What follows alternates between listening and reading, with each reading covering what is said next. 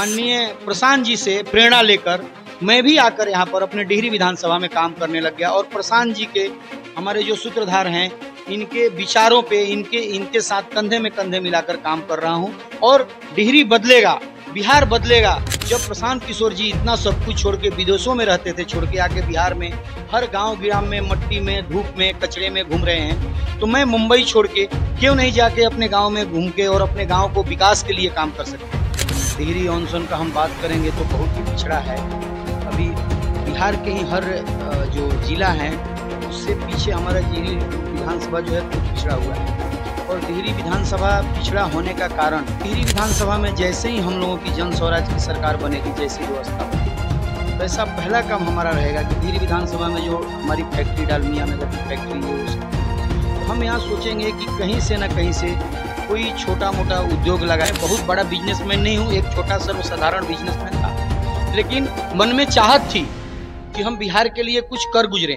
तो वहाँ पर हम बिजनेस करते करते भी यहाँ पर आके अपने गांव समाज से जुड़े रहता था। और देखिए, डिहरी विधानसभा में सबसे पहला हमारा काम रहेगा यहाँ का शिक्षा व्यवस्था सुधारना। यहाँ का शिक्षा व्यवस्था बहुत ही भ्रष्ट हो गई है, एकदम मटिया पलित हो गया है। बच्चे जाते हैं स्कूल में खाली खिचड़ी खा के आते हैं, टीचर हैं कुर्सी पे कुर्सी। हमने खुद 2-4 स्कूलों में जाके देखा कि यहाँ छोटा सा संस्था भी चलाया था जो कि मजदूरों को जो पेमेंट फंस जाता था वो वसूलने का काम करती थी हमारी संस्था, जिसका नाम था बिहार स्वराज संघ। उसमें था कि उन लोगों को गांव आने की ट्रेन की भाड़ा भी नहीं बचती थी, तो उन लोगों को ट्रेन के भाड़ा देके मैं गांव भेजता था।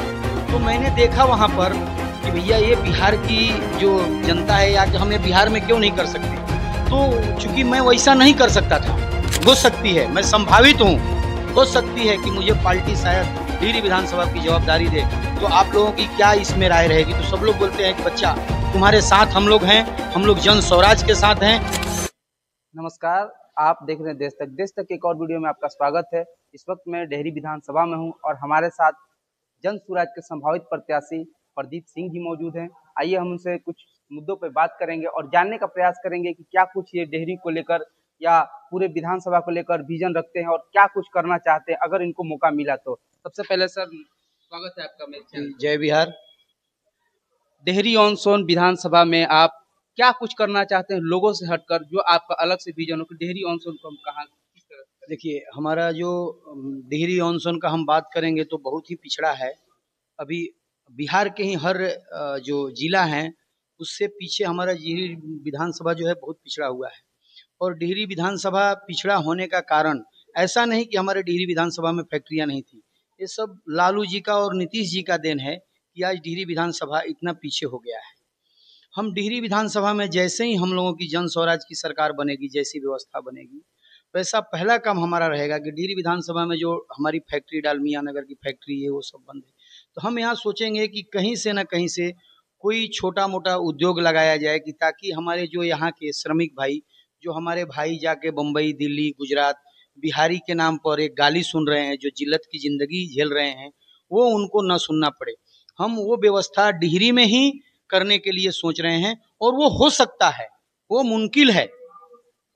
आप मुंबई में बहुत अच्छे बिजनेसमैन हैं, बहुत अच्छे काम कर रहे हैं, तो वहाँ पे आपको क्या ऐसा सूझा जो आप यहाँ से वहाँ से छोड़कर आकर जन स्वराज के साथ जुड़े और जन स्वराज के कदमों से कदम मिला के चल रहे, क्या कुछ कहेंगे? देखिए भैया, हम मुंबई में लगभग हमारा 30 साल हो गया। 30 साल से मैं मुंबई में हूँ और 30 साल से जो यहाँ से हमारे बिहारी भाई जो मुंबई में आते हैं और जो उन लोगों की हम जिल्लतें देखते हैं कि बिहारी के नाम पे गाली दी जाती है और उनको उचित मजदूरी भी नहीं मिलता है, कोई ठेकेदार लोग काम कराते हैं। मैं मुंबई में एक छोटा सा संस्था भी चलाया था जो कि मजदूरों को जो पेमेंट फंस जाता था वो वसूलने का काम करती थी हमारी संस्था, जिसका नाम था बिहार स्वराज संघ।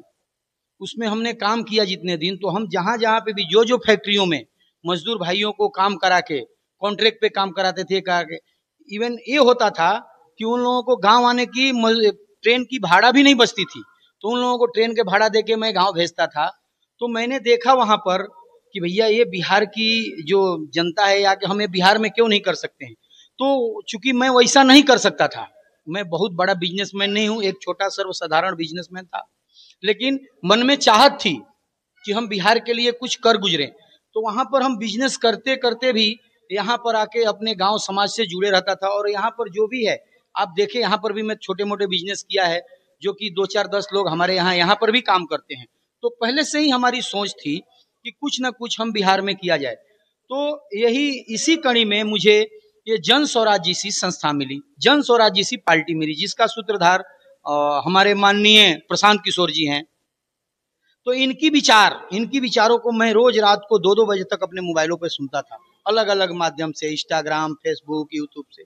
तो सुनते सुनते मुझे ऐसा मन में आभास हुआ कि यार, जब प्रशांत किशोर जी इतना सब कुछ छोड़ के विदेशों में रहते थे, छोड़ के आके बिहार में हर गांव गिराम में मट्टी में, धूप में, कचरे में घूम रहे हैं, तो मैं मुंबई छोड़ के क्यों नहीं जाके अपने गांव में घूम के और अपने गांव को विकास के लिए काम कर सकते हैं।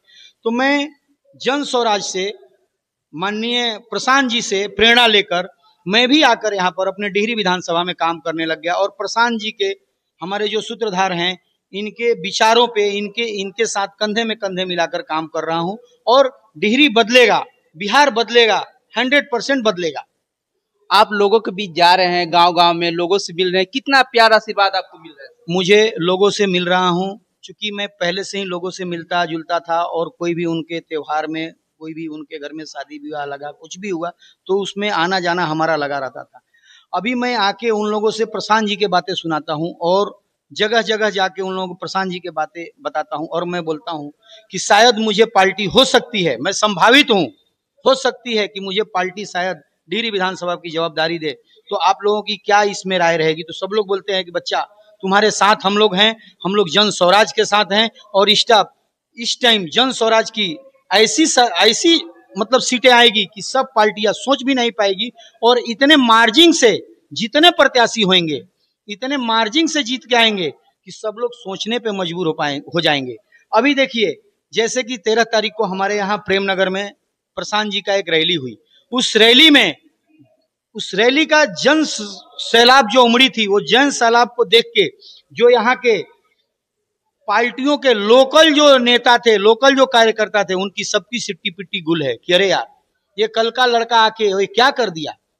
ये पूरे डिहरी विधानसभा की जितनी जनता थी, कोई जो उस दिन आप आए होंगे अगर कवरेज करने के लिए, तो जो भी भीड़ थी वो कोई पैसे पे लाई हुई भीड़ नहीं थी। और पार्टियों के जैसा आप लोग घूम घूम के पूछे होंगे, वो पार्टियां, वो जो जनता जनार्दन जो आई थी, जो हमारे भाई बंधु मताए बहने आई थी, चूंकि उसके एक दिन बाद ज्यूतिया था, तो 13 तारीख को ही ज्यूतिया का पारण होता था और 15 तारीख को ज्यूतिया था। तो भी हमारी मताए बहने 6 बजे तक हमारे सूत्रधार प्रशांत जी का बातें सुनी, और सुन के वो लोग उस बातों पे अमल हुई कि अब की बार बदलाव करना है। इसलिए हम जहां जहां जिनके घर पे जा रहे हैं, मुझे बहुत बहुत आशीर्वाद मिल रहा है।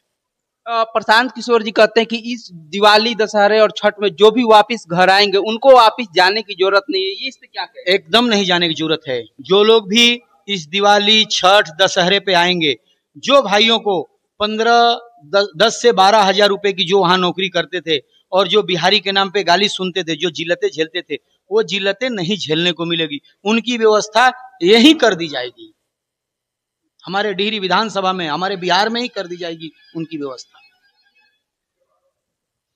चलते चलते आपसे एक और क्वेश्चन रहेगा सर, कि डिहरी विधानसभा के लिए आप अगर मौका मिलता है, प्रशांत किशोर जी मौका देते हैं, यहाँ की जनता मौका देते, तो सबसे पहले आपका क्या काम रहेगा, यहाँ पे क्या करना चाहेंगे?